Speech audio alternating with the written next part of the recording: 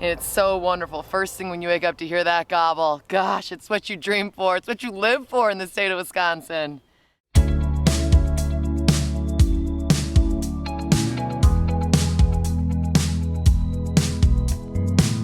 Hi, I'm Dan Small. The story of the National Wild Turkey Federation is nothing less than dreaming the impossible and then making it happen. Without the Federation's heroic efforts to restore this iconic bird and preserve our hunting heritage, America's outdoor landscape wouldn't be thriving the way it is today. As the NWTF celebrates its 50th year nationally and 45th year in Wisconsin, this is a great time to share our accomplishments and future goals. Once you know our story, we're sure you'll want to be a part of it too, whether you're a business owner, a donor, an NWTF member, or a turkey hunter looking to get more involved. Two of the people involved early on in Wisconsin's turkey program are Charlie Burke, a former Wisconsin Department of Natural Resources biologist and now retired NWTF regional director, and Keith Warnke, a retired Wisconsin DNR biologist and administrator. Turkeys and I go back a long ways. It's one of the few species that I enjoy calling and hunting, and they respond to me. But if you look at the coloration of the head and how they can change the color of the wattles based on the excitement level in the bird, it really is a pretty bird to admire and challenging the hunt. I retired from Wisconsin DNR in April of 2022, but I was very privileged to be able to work on wild turkey restoration in Wisconsin as the upland wildlife ecologist for Wisconsin DNR. Of course, DNR wanted to release turkeys because they were historically here. They're a part of this landscape. They belong here. They're also a wonderful species to be able to observe and to hunt and to just see out there on the landscape and hear them gobble. Turkey restoration is a huge wildlife success story around the United States. NWTF involvement in moving turkeys around in Wisconsin and expanding the turkey range in Wisconsin and expanding the turkey population, their involvement was critical. Professionals from both NWTF and the Wisconsin DNR worked to restore wild turkeys in Wisconsin, but many volunteers were involved as well. Greg Shermo is one of those volunteers who's still active today. In 1985, when I joined the chapter, I was intrigued with National's perspective on the wild turkey. It was the management of the turkey and the expansion and trying to bring the numbers back all across the country. NWTF had a campaign back then, a trap and transfer. We were catching easterns down in the Spring Green area, Wyoming Valley, and over towards Lone Rock, and was involved with the actual shooting of the nets and aging and sexing the birds and packaging them up and watched the trucks leave. It was quite an awesome experience.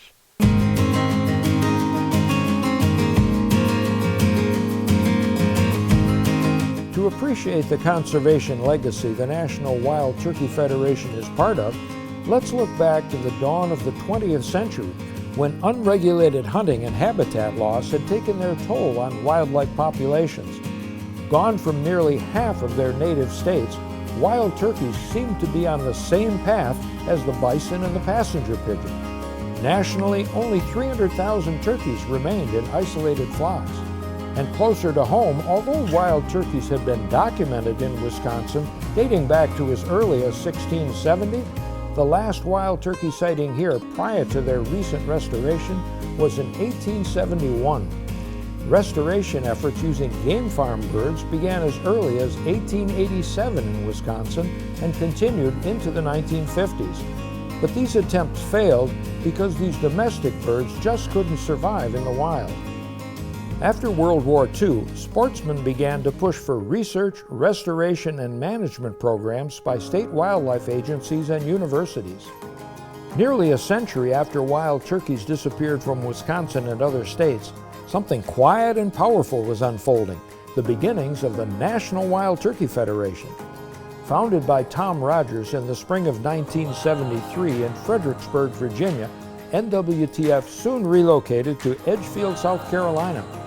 As interest in turkeys grew at the national level, Enthusiasm was building here in Wisconsin, too. The very first chapter was in Romance, Wisconsin, a crossroads that doesn't exist anymore. And within a short period in time, we went from having one chapter to upwards of 20 chapters. While NWTF chapters were forming across the state, wild turkeys were coming home to roost in Wisconsin as well. The Department of Natural Resources in Wisconsin and Missouri's Department of Conservation agreed to exchange Wisconsin ruffed grouse for Missouri wild turkeys. Missouri was looking at, can we get a viable ruffed grouse population in Missouri? We have a huntable population of wild turkeys in all 72 counties, and to this day I don't know that Missouri has any huntable grouse populations. Using trap and transfer techniques pioneered by the Federation, the first of those Missouri wild turkeys were released in the Bad Axe watershed in Vernon County in January of 1976. This was prime habitat, chosen because of its quality hardwood forests, south-facing slopes, compatible agricultural land use patterns, and its location within Wisconsin's historic turkey range. 3 years later, in 1979, Wisconsin's own trap and transfer program began, leading to the expansion of wild turkeys throughout the state. DNR moved turkeys from our own populations right here in Wisconsin into areas of hard winters. More than 10 inches of snow for more than 20 days of the year, I think, was one of the benchmarks. Turkeys proved they could survive there as well. They're incredibly resilient, incredibly tough.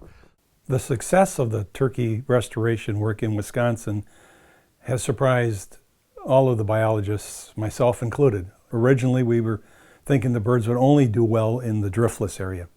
And then birds were moved out to satellite locations along the eastern part of the state, Kettle Moraine. And then as time went on, the birds continued to prove that they were more resilient than we were giving them credit. And biologists in the northern part of the state said, well, you know, why don't we try them? And even to this day, I believe our highest turkey populations are in the northern part of the state. From the NWTF perspective, we had a program called Target 2000. And Target 2000 was to try to stock all suitable turkey range by the year 2000. NWTF's Target 2000 program provided additional funding to coordinate restoration efforts in other states. This program reimbursed Wisconsin $500 for each turkey shipped out of state, and about 1,400 Wisconsin turkeys were trapped and relocated to other states to support their restoration programs. Here in Wisconsin, in all, 3,385 turkeys were released at 164 sites in 49 counties over an 18-year period. By 1998, thanks to those original Missouri birds, wild turkeys had successfully established breeding populations in all but 7 counties and provided hunting opportunities for more than 100,000 permit holders here in Wisconsin. Just as Wisconsin's wild turkey populations have expanded, our turkey hunting seasons have evolved as well to provide more opportunities for sportsmen and women. The first spring hunting season since the reintroduction of wild turkeys occurred in 1983. It involved 3 5-day hunting periods. Spring seasons now run until the day after Memorial Day, with bonus tags available in many zones. The first fall season in 1989 consisted of 3 7-day hunting periods in October. Fall seasons now run from mid-September until early January in all but Zones 6 and 7 in the far northern part of the state. In less than 50 years, Wisconsin has gone from being a state with no wild turkeys to one of the premier turkey hunting destinations in the United States and a vehicle for conservation and travel revenue. The first time I ever went and heard that first gobble and the hair stood up on the back of my neck, I was hooked. Make no mistake, bringing wild turkeys back to the landscapes where they once existed is one of the greatest conservation stories ever. While Wisconsin's turkey populations grew from nothing to huntable numbers in a few decades, turkey numbers also bounced back nationally to a current population of close to 4.5 million birds in 49 states. This major conservation success story is a tribute to the support and dedication of state and federal wildlife agencies, along with countless individuals, organizations, and volunteers led by the National Wild Turkey Federation. NWTF was key to provide whatever it might be, food plots, boxes for moving turkeys, money for moving turkeys, whatever it is, they raised a ton of money to help us do that.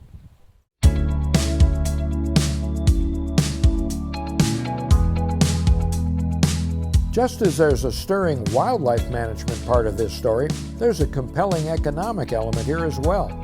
One that fuels the Federation, creates partnerships, bolsters rural economies, and even funds the lion's share of all conservation work across the nation. Unlike in most other countries of the world, in the United States, wildlife is the lawful property of all citizens, held in trust by state wildlife agencies.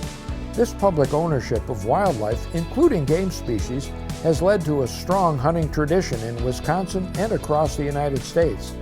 Hunting is a massive economic driver, especially for rural and small-town economies. For the National Wild Turkey Federation, membership dues, banquet revenues, and fundraising dollars are the main sources of income. These funds help the Federation deliver its twin goals of conserving wild turkey habitat and preserving our hunting heritage. The banquets are critical to the National Wild Turkey Federation. It generates membership, number one, is the primary reason, and then the dollars generated that are turned back into National are split from different types of projects. In 1985, the National Wild Turkey Federation established the Hunting Heritage Superfund to pay for wild turkey restoration, management, and other NWTF projects. Wisconsin is pretty active in using monies from the Superfund to develop certain projects. There's some big projects that have been done in Wisconsin and some critical projects that have been done in Wisconsin. The Superfund has been the cornerstone of the NWTF conservation and hunting heritage effort, with nearly $500 million raised and invested toward the Federation's mission. Banquets also have an economic ripple effect. They provide a market for conservation-minded businesses to sell their quality products. What sporting goods supplier wouldn't be eager to get on the radar screen for 8,000 of the Badger State's most avid hunters and anglers? And many of these businesses, like Vortex Optics and Henry Repeating Arms, are Wisconsin-based. National partnerships with outdoor legends like Mossy Oak, Cabela's Bass Pro Shops, Benelli, TriStar, Federal, and Yeti benefit both the vendor and the NWTF. Individuals and corporations are important in supporting conservation issues in the state, and we can all play a part. If you're a business that has an interest in partnering with an outstanding conservation group, I would encourage you to look at the NWTF as a viable partner. Private donors also recognize the power of joining forces with the Federation. As baby boomers think about their conservation legacy, the NWTF stands out as a trusted brand. What better way is there to pass on your values than to help secure the future of hunting and wildlife? And what better organization to support than one with a 50-year track record of delivering conservation success? As Wisconsin Chapter's Director of Development Tom Glines said, conservationists are eager to leave their mark, and the NWTF is a great partner to reach this goal.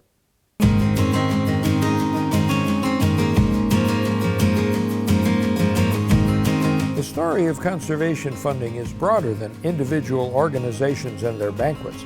The largest conservation funding sources are license sales and excise tax funds, which together account for 80% of all conservation funding. License sales help pay for conservation efforts directly at the state level. At the national level, the Pittman-Robertson Act of 1937 establishes an 11% excise tax on sporting goods and ammunition and requires these monies to be used exclusively for conservation. Funds are dispersed back to the states according to two factors: the state's land mass and the number of hunting licenses it sells. In 2021 alone, Pittman-Robertson funds brought over $1.5 billion to conservation, with $2.5 million coming back to Wisconsin. And those dollars can be used for turkey restoration, elk restoration, non-game bird stuff. To me, it's a no-brainer. If you enjoy turkey hunting, then be a part of the solution, not a part of the problem. Become informed, know what's going on, know what the issues are, so that you can put your money where your mouth is. These two revenue streams, license sales and excise taxes, represent the bulk of conservation revenues for both game and non-game species, and for clean air and water as well. But the number of hunters paying into this funding pool directly affects its ability to pay for conservation. Fewer hunters mean fewer dollars for conservation.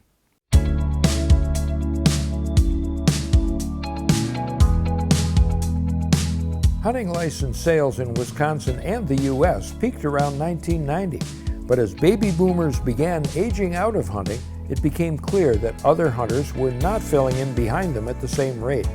The National Wild Turkey Federation developed its own hunter recruitment programs in the 1980s and 90s. Women in the Outdoors events provide an opportunity for women of all ages and abilities to try a variety of outdoor pursuits.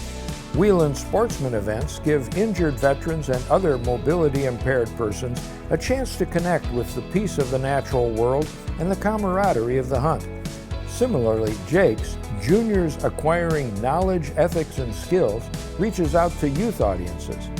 While WITO provides social support for women looking to get involved in outdoor activities, Learn to Hunt programs have naturally evolved, with a new focus on adults in general and especially novice hunters who want to learn with their peers. There's college students and some young adults that have decided that they want field-to-table experience. We have to recruit new members, like any conservation organization. We don't want to lose what we have, and I think the way to do that is to get young people involved. And that's the challenge for all conservation groups, is to get the millennials and the Xers, whatever term you want to use for them, to get them involved and make them a part of it. They're independent, they have a vehicle they can drive, they have financial resources to get the clothing, so there are some real wins in looking at that older population, but we can all do our part by recruiting more hunters.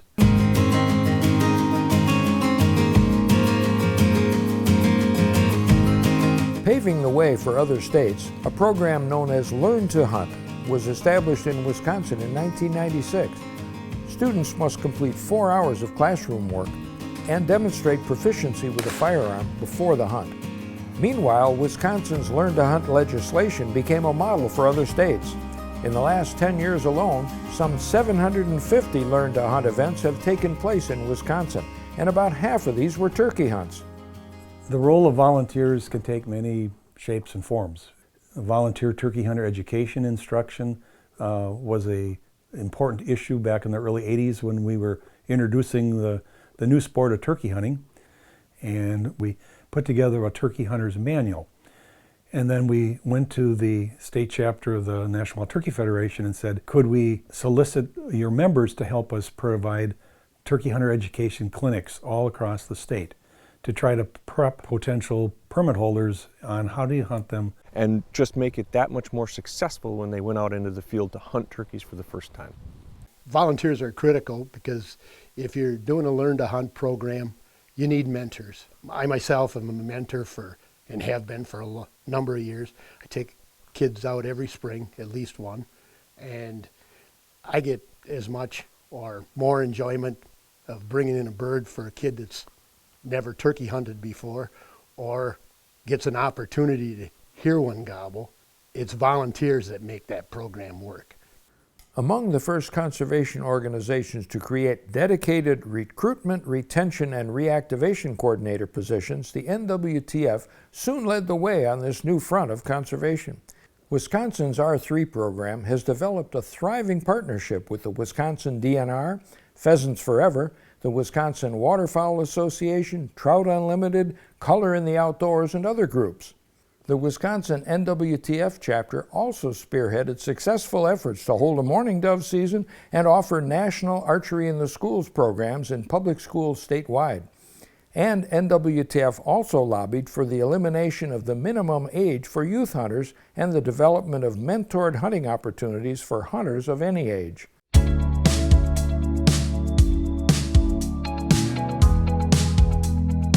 The Federation's Save the Habitat, Save the Hunt initiative was announced in 2012. Combining our habitat and recruitment missions, this initiative staked out 3 ambitious goals over a 10-year timeline to create 1.5 million additional hunters, to conserve or enhance 4 million additional acres, and to open access to hunting on an additional 500,000 acres of land.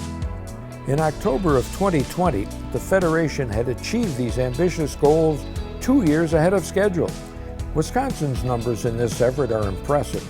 Over the last 5 years alone, more than 75,000 acres have been conserved and enhanced, with access opened on an additional 2,000 acres. And these acres provide habitat not only for wild turkeys, but also for ruffed grouse, elk, white-tailed deer, a variety of small game, fur bearers and songbirds, and even the endangered Karner blue butterfly, all of which thrive in the wake of prescribed burns, selective logging, and other forest management activities.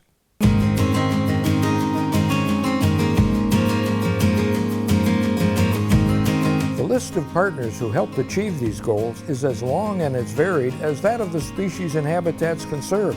The work of these partners helps ensure healthy ecosystems and a hunting tradition for generations to come. Maintaining quality forest habitats is critical to the success of wild turkey populations. We know that turkey poults as young as 10 days old roost in trees, and that puts them out of the reach of many predators. NWTF's long-standing partnership with the USDA Forest Service in the Making Tracks program establishes turkey population goals, identifies habitat conservation needs, and lays the groundwork for other partners to work together to assure an abundance of wild turkeys throughout the bird's range on national forests and grasslands. NWTF also makes its voice heard on Capitol Hill. The Farm Bill, Recovering America's Wildlife Act, the Great American Outdoors Act, and the 1 Trillion Trees Act are a few of the key legislative initiatives on which the Federation represents the interests of sportsmen and women.